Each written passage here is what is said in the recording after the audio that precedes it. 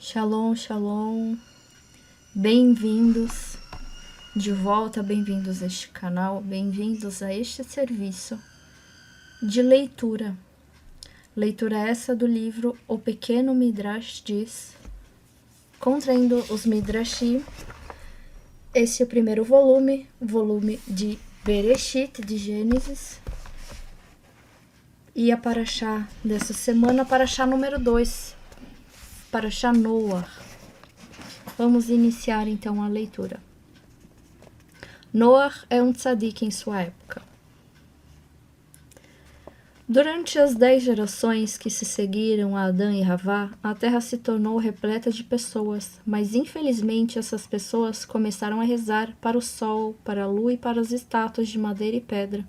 Isso irritou muito Hashem. Hashem poderia ter punido imediatamente os pecadores, mas ele não agiu assim. Ele aguardou porque esperava que eles se arrependessem, abandonassem a idolatria e servissem somente a ele. No entanto, as pessoas não melhoraram seu comportamento. Ao contrário, cada geração pensava em novos ídolos e em novas maneiras de servir a eles. As pessoas que viveram na 10ª geração depois de Adão foram as piores de todas. Além de adorar ídolos, o seu comportamento imoral as fez decair tanto que eles agiram mais como animais do que como seres humanos. E o pior de tudo, elas roubavam os pertences uma das outras incessantemente. Elas não se importavam com as posses dos outros, nem por um instante. Às vezes elas cometiam seus roubos em segredo, mas com frequência faziam abertamente, na frente de todos. Isso não fazia diferença, pois se fossem levadas a julgamento, os próprios juízes e as testemunhas também eram desonestos e ladrões. E o réu não seria punido. Se uma pessoa era forte, ela maltratava e roubava todos que fossem mais fracos que ela. Se alguém queria se casar com uma moça, um homem mais forte se aproximava e declarava: "Eu me casarei com ela primeiro." Cada pessoa reclamava: "Eu fui enganado, eu fui roubado."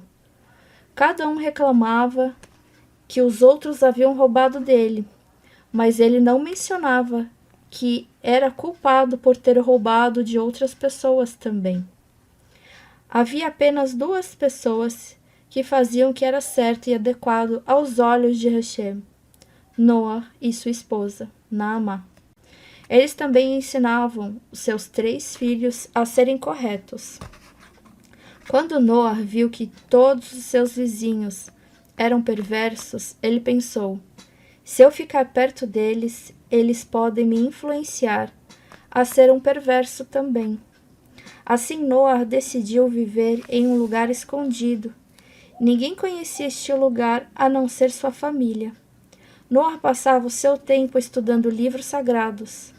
Ele possuía o livro que os anjos haviam escrito para Adão, além de outro livro sagrado que havia recebido de seu bisavô, Hanor. Com estes livros, Noah aprendeu a rezar e a servir Hashem. Enquanto Noah se elevava e crescia em santidade, o mundo à sua volta se tornava cada vez mais perverso, afundando cada vez mais baixo a ponto de não mais merecer existir. Hashem revelou a Noah: até agora eu fui paciente. Eu esperei que essas pessoas más melhorassem seu comportamento, mas foi inútil. Elas pensam constantemente em como cometer mais pecados. Mesmo à noite, deitadas em suas camas, elas planejam novas maldades para o dia seguinte. Portanto, eu as destruirei da face da terra, juntamente com os animais, pássaros, árvores, grama e até mesmo o solo. Mas você, Noah, e a sua família serão salvos.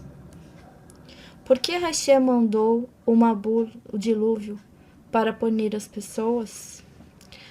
Hashem disse a Noah: eu cobrirei o mundo com o Mabul, um dilúvio espantoso. Ele destruirá tudo que estiver sobre o céu, Hashem poderia ter destruído o mundo enviando uma praga, ou animais selvagens, ou fogo, ou através de alguma outra força destrutiva. Porque dentre todas as possíveis punições, ele escolheu trazer uma bula de água. Uma das respostas é explicada por um mashal, uma parábola. Uma parábola, o rei e as pessoas mudas.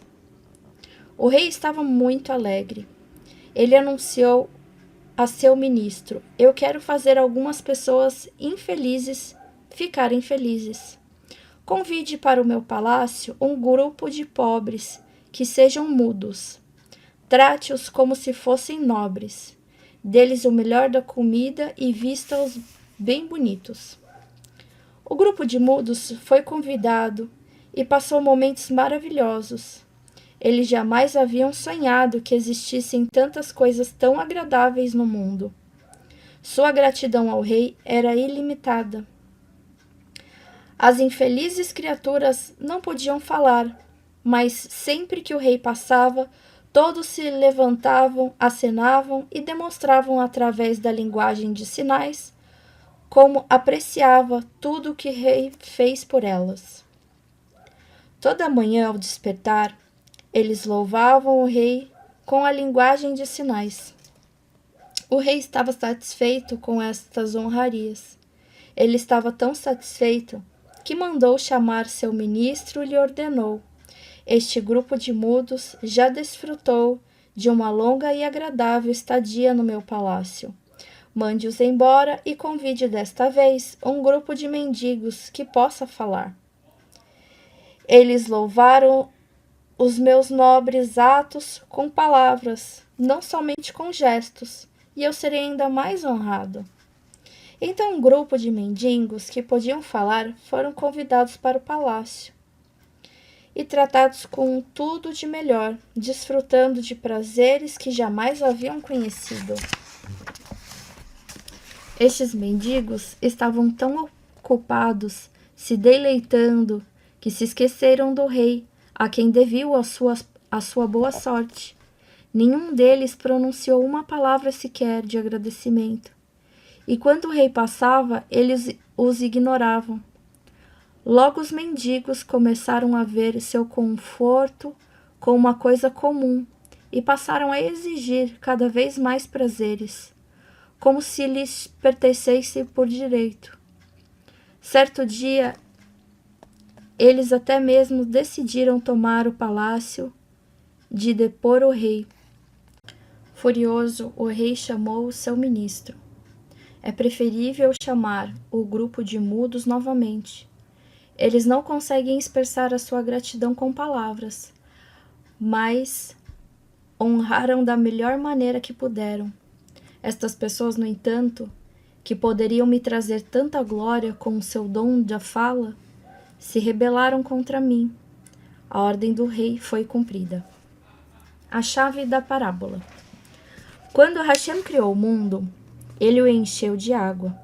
A água não poderia louvá-lo com palavras, mas ela se agita e faz as suas ondas avançarem estrondosamente, proclamando quão poderoso é Hashem. Hashem disse: se até mesmo a água canta meu louvor, mais ainda farão os seres humanos que podem pensar e falar. Assim Hashem levou as águas para os oceanos na terra seca. Ele criou seres humanos inteligentes. Mas ao invés de louvar Hashem, os seres humanos se rebelaram contra ele, cometendo pecados terríveis. Ao invés de usar os seus cérebros e o seu dom da fala para coisas boas, eles tramaram maldades. Eles caluniaram, insultaram e enganaram uns aos outros. Todas as gerações depois de Adão foram igualmente perversas. Hashem viu o seu comportamento piorando cada vez mais, e ele disse: vou me livrar dessas pessoas e trazer de volta a água que estava originalmente sob a terra. A água não pode pensar ou falar, mas, no entanto, ela me louva, enquanto estas pessoas me enfurecem. Assim Hashem trouxe uma bula e destruiu as pessoas perversas. Noa constrói a arca, Tevá. Hashem falou a Noa sobre um extraordinário dilúvio que cobriria a terra toda. Mas Hashem também assegurou a Noa que ele e a sua família seriam poupados. Onde eles encontrariam um lugar seguro que não fosse atingido pela água? Noa recebeu a resposta da ordem de Hashem que lhe deu: construa para você uma arca, Tevá, de madeira. Ela flutuará sobre as águas. Nessa arca especial, Noa e sua família sobreviveriam ao terrível dilúvio sob proteção de Hashem. Esta Tevá especial foi construída por Noa, seguindo as instruções específicas de Hashem. Faça com 300 amot, cerca de 150 metros, de comprimento, e 50 amot, 50 metros de largura, e 30 amot, 15 metros de altura. Ela deve ter 3 andares e conter 300 cômodos diferentes. E, de acordo com alguns de nossos Rahamim, 900 cômodos. Coloque uma janela para a luz entrar e faça o telhado inclinado de forma a escoar a chuva. Depois que a arca estiver completa, espalhe piche por dentro e por fora, para impedir que a água entre pelas brechas. Vocês podem imaginar quão difícil foi construir uma arca tão grande? Noa não tinha serra elétrica, nem broca para cortar a madeira. Ele teve que construir toda a arca com as suas mãos. Noa levou 120 anos para completar a arca. Foi exatamente isso que Hashem quis. Como Hashem não destrói nem mesmo um perverso sem adverti-lo e lhe dar sempre muitas chances de fazer teshuvá, ele esperava que durante os 120 anos a notícia sobre a construção da arca por Noa se espalhasse por todos os lugares. Dessa forma, o medo de morrer no dilúvio faria as pessoas corrigirem o seu comportamento. De fato, as pessoas escutaram sobre o grande arca que um homem estava construindo. Por que você está construindo esta arca? Elas perguntavam a Noa. E ele explicou: eu estou construindo ela para salvar do grande dilúvio que Hashem trará sobre o mundo. Ele destruirá todos vocês por causa de seus pecados. Vocês acham que as pessoas escutaram Noa? De jeito nenhum. Suas vozes ressoaram em gargalhadas enquanto eles zombavam das palavras de Noa. Quem se importa? Eles gritaram. Nós somos muito fortes, não temos medo de um dilúvio. Podemos escalar as árvores, os telhados. Mesmo se a água chegar até lá, nós estaremos acima de qualquer dilúvio, porque somos gigantes. De fato, as pessoas que viviam naquela época eram enormes, como a própria história nos mostrará.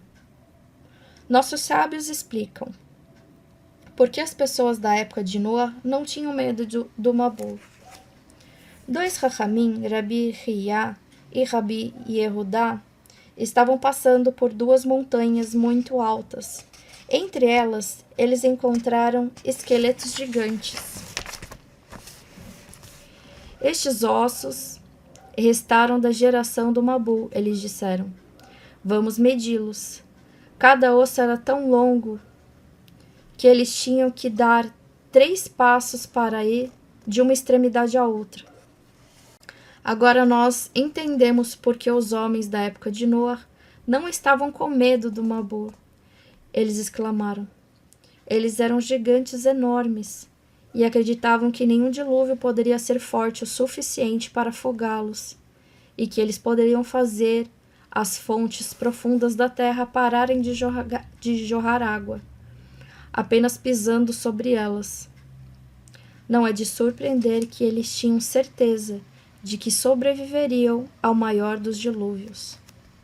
Hashem ordena a Noa trazer os animais para a arca e entrar com a sua família. O som de marteladas enchia o ar. Para Noa, este não era um som alegre, pois ele sabia que cada nova tábua que ele pregava, mais próxima estava a destruição da sua geração. Se ao menos eles o escutassem, se ao menos fizessem chuvar, mas as advertências de Noa eram sempre recebidas com gargalhadas estrondosas e palavras sarcásticas. Muitos até chamavam de velho tolo, mas o martelo de Noa não hesitava nem por um instante. Ele não deixava esses insultos descorajá-lo. Ele continuou a construção até o último prego estar no lugar. Finalmente a arca ficou pronta, embora Hashem estivesse satisfeito com Noa por ele ter cumprido sua ordem. Ele estava triste, porque destruiu as suas criaturas. Hashem disse: Eu estou muito infeliz por ter que destruir o belo mundo que criei em 6 dias. Como um rei que constrói um magnífico palácio apenas para ter de destruí-lo, Hashem estava triste por destruir a sua criação. Hashem ordenou a Noa: Traga para a arca um macho e uma fêmea, de cada animal não kasher, e 7 pares de cada espécie kasher. Traga também um suprimento de comida para 1 ano, para vocês e para os animais. 7 dias depois, em 17 de Reshvan de 1656, começou a chover. Hashem ordenou a Noa e a sua família: Entrem na arca. E Noa, sua esposa, Naamá, e seus filhos, Sem, Ham e Yafet, com as suas esposas, entraram. A chuva foi ficando cada vez mais forte. Os oceanos, rios, lagos e riachos subiram e transbordaram até inundar a terra.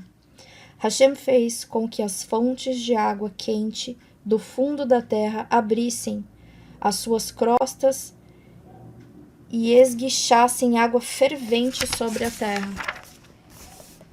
A água começou a subir cada vez mais. Agora as pessoas compreenderam que os avisos de Noa eram verdadeiros. Elas subiram nos telhados e nos topos das árvores, mas a água chegava a níveis cada vez mais altos. Muitos dos gigantes correram e escalaram as montanhas, mas a água subia e subia, até que cobriu os topos das montanhas mais altas. Algumas pessoas gritaram: Vamos para a arca, para que possamos nos salvar. Mas Hashem, miraculosamente, fez com que os seus pés ficassem presos na água. Por mais que eles tentassem se mover, não conseguiam sair do lugar. Alguns dos perversos berravam: Vamos virar a arca de ponta cabeça, porque somente Noa será salvo. Mas quando eles tentaram se aproximar da arca, eles avistaram algo apavorante. Uma horda de leões estavam à sua volta, prontos para devorar qualquer um que se aproximasse. Hashem miraculosamente protegeu Noa e a sua família. A chuva destruiu todos os seres humanos e animais fora da arca, com exceção dos peixes, que sobreviveram ao dilúvio. Noa e a sua família cuidam dos animais dentro da arca. Não pensemos nem por 1 minuto que Noa e a sua família viviam de maneira confortável e agradável dentro da arca, enquanto o restante do mundo sofria do lado de fora. Eles tinham que alimentar milhares de animais na arca. Tão logo Noa adormecia exausto depois de um dia cansativo, cuidando dos animais. Ele era acordado por gritos agudos ou rugidos apavorantes de algum animal faminto. Imediatamente Noa pulava da cama e fazia o seu trabalho, porque ele sabia que os animais dependiam dele para se alimentar. Seus filhos Sem, Ham e Yafet também iam ajudar, com os olhos vermelhos e exaustos devido à falta de descanso. Depois eles também sentiam veementemente responsabilidade de cuidar dos animais noite e dia. Noite após noite, Noah e sua família se privavam do tão necessário sono para atender ao chamado dos animais. Nem durante o dia as pessoas conseguiam descansar dentro da arca, pois havia um barulho incessante de urros, latidos, rugidos, gorjeios. Noah e sua família também sofriam com o cheiro dos animais, que era forte e desagradável. Ele grudava em suas narinas e adentrava em suas gargantas. Além disso, eles podiam ouvir a batida de ondas ensurdecedoras de fora da janela. Eles ficaram apavorados e seus corações paralisados de medo. Eles rezavam fervorosamente várias e várias vezes, pedindo a Hashem para protegê-los.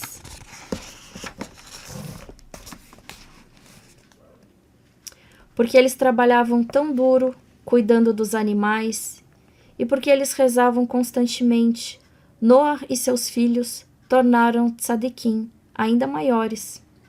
Agora eles realmente mereciam ser salvos. Hashem não deixou que nenhum animal selvagem dentro da arca machucasse Noah ou a sua família. Por todos os animais selvagens da arca se comportavam como se fossem mansos. Noah frequentemente tropeçava em cobras e escorpiões, mas ele nunca o pisava. Somente uma vez, quando Noah se atrasou com a comida para o leão, ele lhe deu uma forte patada em sua canela. Noah saiu da arca sangrando e machucado. Noah envia o corvo e a pomba. Depois de 40 dias, a chuva do Mabu parou de cair. A terra, no entanto, ainda estava inundada e a água ainda se mantinha acima do topo das montanhas mais elevadas. Levou ainda 110 dias até que a água começasse a baixar. A arca parou de flutuar e parou nas montanhas de Ararat. A água continuou a baixar até os topos das montanhas voltarem a ser avistados. 40 dias depois, Noah abriu a janela da arca e ele enviou um corvo para verificar se a água tinha baixado totalmente. Talvez já houvesse folhas ou grama sobre a terra com as quais ele poderia alimentar os animais.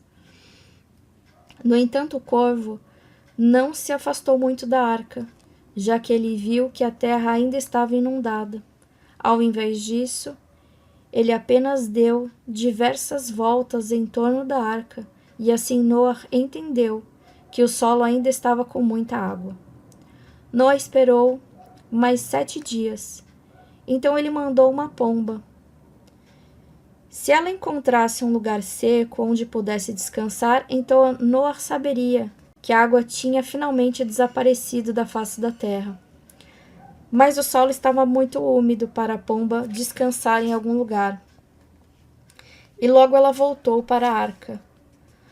Noah esticou sua mão para fora da janela para trazer a pomba para dentro. 7 dias depois, ele mandou a pomba mais uma vez, e Noah esperava que agora a terra já estivesse seca. As horas do dia se passaram e não havia nenhum sinal da pomba. Será que o solo já estaria tão seco que a pomba teria encontrado um lugar para construir seu ninho? Será que ela não voltaria para a arca?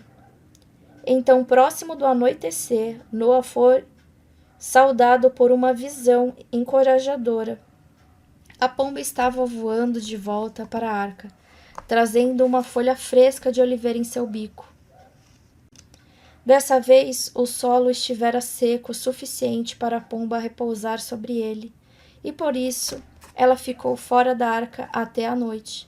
Então ela voltou com uma folha de oliveira recém-arrancada de uma árvore. Noah esperou mais uma semana e enviou uma pomba uma terceira vez. Dessa vez a terra estava suficientemente seca para a pomba se estabelecer nela. e não havia mais voltar para a arca. Agora Noa sabia que a terra estava novamente habitável. Mais de um ano depois de Noa ter entrado na arca, em 27 de Reshvan de 1657, Hashem ordenou a Noa e a sua família saiam da arca. Noa e sua família voltaram para a terra. Quando Noa e a sua família saíram da arca, Noa construiu um altar, um misbear. Ele pensou, porque Hashem me mandou levar 7 pares de todos os animais kasher para dentro da arca e não apenas um par, certamente ele quisera que eu oferecesse os restantes como sacrifícios de agradecimento. E ele por ter salvo a mim e a minha família do Mabu, dos animais selvagens da arca. Hashem ficou muito satisfeito com os sacrifícios de Noa. Você pode imaginar como a terra estava quando Noa e a sua família voltaram? Não haviam árvores, nem grama, nem uma única pessoa. A família de Noa eram os únicos seres humanos sobre a terra, que parecia um deserto enorme e desolado. Eles estavam assustados e tristes. Eles seriam capazes de construir um novo mundo? Hashem apareceu para Noa e a sua família e os abençoou. Ele lhe prometeu: não tenham medo, eu multiplicarei vocês. Haverá novamente muitas famílias sobre a terra. Vocês também não precisam temer o ataque de animais selvagens, por vocês serem poucos em número. Eu protegerei vocês. Hashem permitiu que Noa e todos os homens comessem carne de animal, até que esta época as pessoas só tinham permissão de comer vegetais e não carne. O sinal do arco. Noa pediu a Hashem para nunca mais mandar um Mabu sobre o mundo. Hashem lhe prometeu: eu jamais voltarei a mandar o dilúvio para destruir o mundo inteiro. Como um sinal da minha promessa, eu te mostrarei isto. De tempos em tempos, o meu arco aparecerá no céu. Ele é um sinal de que eu recordo da minha promessa, de não trazer outro Mabu. Portanto, sempre que nós vemos um arco-íris, nós dizemos uma bênção. Abençoado és tu, Hashem, nosso Deus, Rei do Universo, que recordas o pacto de não destruir o mundo com o Mabu, e que és fiel ao teu pacto, e que tu mantens tua palavra. Amém. Noa fica bêbado, ele amaldiçoa seu neto, Kenan. Depois que Noa saiu da arca, ele sentiu que tinha a responsabilidade de semear a terra, que ficou desolada e vazia depois do dilúvio. Primeiro, Noa plantou um vinhedo. Quando as uvas amadureceram, eles espremeu e provou o vinho, mas Noa cometeu um erro. Ele bebeu muito. Noa ficou bêbado e caiu no chão de sua tenda. Seu neto Kenan entrou e viu as condições de Noa. Kenan saiu correndo e foi contar, em meio a risadas, ao seu pai, Ram. Você sabe que o vovô está bêbado e caído no chão? Ele está sem roupas. E o filho de Noa, Ram, também riu e foi contar o fato aos seus 2 irmãos. Assim que Shem ouviu isto, ele disse: vamos cobrir nosso pai. Ele trouxe um cobertor e ordenou ao seu irmão Yefet carregá-lo junto com ele para a tenda de Noa. Ambos viraram os seus rostos para não ver a nudez de seu pai. Quando Noa acordou, ele amaldiçoou seu neto Kenan. Ele deu uma bênção a Shem e Yafet, que honraram o pai. Todo mundo comete erros de vez em quando, até mesmo um pai. Mas uma criança deve honrar seus pais e se comportar com respeito em relação a eles. Os descendentes de Noa.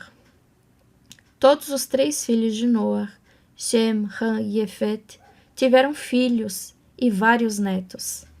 Shem foi o ancestral de Avraham, que se tornaria o patriarca do povo judeu. Amém. Término dessa primeira porção de Noa, do ano de 5.786.